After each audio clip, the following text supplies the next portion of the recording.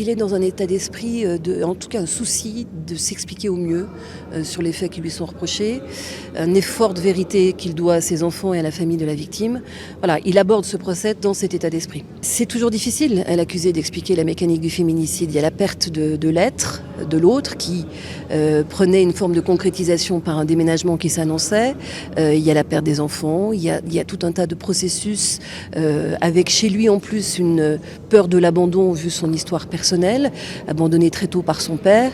Donc tous ces mécanismes ont dû participer à cette scène de violence qui a conduit à la mort de Nathalie.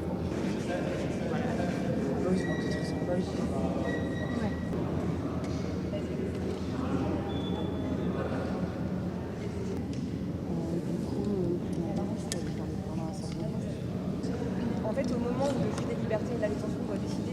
C'est avant tout le procès du meurtrier de Nathalie, mais bien sûr se posera la question des défaillances qu'il y a pu y avoir, des défaillances policières, des défaillances judiciaires, puisque Nathalie, dès le premier jour où elle fait appel au service de police, 2 mois avant les faits, elle décrit une situation de danger qui est flagrante, qui est évidente, et pourtant elle n'est pas protégée.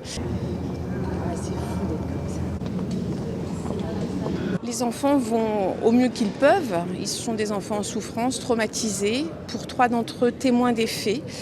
Ils attendent, 2 d'entre eux particulièrement qui seront témoins, attendent beaucoup de ce procès, que la vérité éclate, que le père s'explique.